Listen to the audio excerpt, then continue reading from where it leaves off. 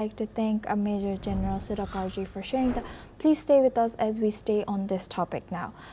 According to officials, the United States will provide Ukraine with intelligence on long-range energy targets inside of Russia.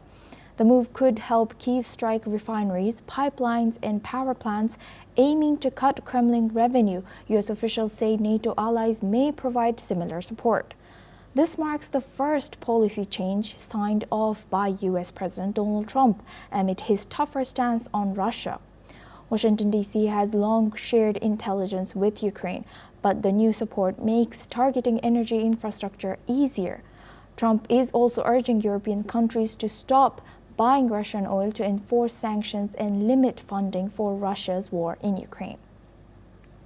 Now we go back to our guest discussion with retired Major General Sudhakarji. Major General, thank you for staying with us. And as you've also pointed it out a few times during our discussion today, this is all going to escalate if U.S. keeps supporting instead of Trump's earlier, or we saw that he could navigate towards peace between these two countries. So what are the potential risks and consequences of the U.S. providing Ukraine with intelligence and Tomahawk missile if they do so? Dangerous. This is a very serious move, Asoma. Yeah. I am afraid I must bring it out and call it out in simple language that instead of peace and harmony being on the side of the peace, the world seems to be heading for disaster, and it may be the Holocaust in real meaning. So talk about the intelligence, the accurate intelligence that the US has assured Ukraine.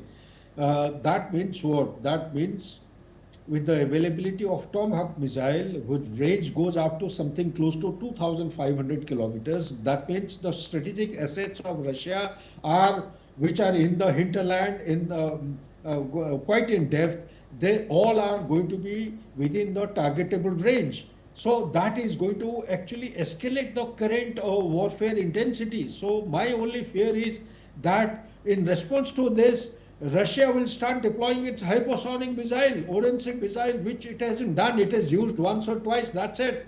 And this hypersonic missile, it is not only going to target the Ukraine, it has the ability to go up to the center of Europe, go beyond the Atlantic, hit any target in USA. That is the kind of capability Russia has. So it is going to actually expand the scope and the limited boundaries of the ongoing conflict. So therefore, my only sincere request to the decision makers is that reconsider. This is a very dangerous move. As far as the sanctions that you mentioned in one part of your question is, let our viewers understand that from 2014 till 24th February 2022, until the war, the Russia invaded into Ukraine, there were roughly around 2,600 or plus minus sanctions already imposed on Russia.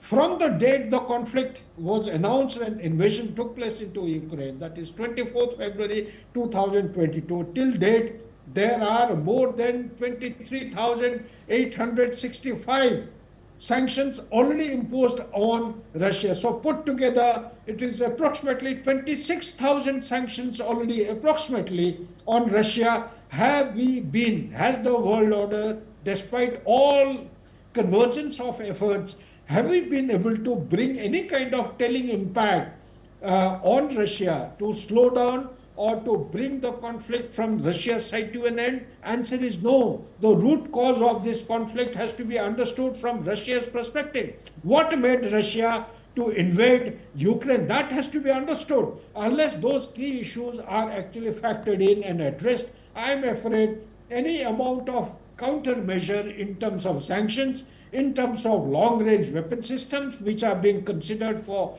providing to Ukraine, in terms of long-range, specific, precise intelligence being provided, I am afraid these are highly detrimental. They will only escalate the current ongoing intensity of warfare. Yes, indeed, scary times. Thank you very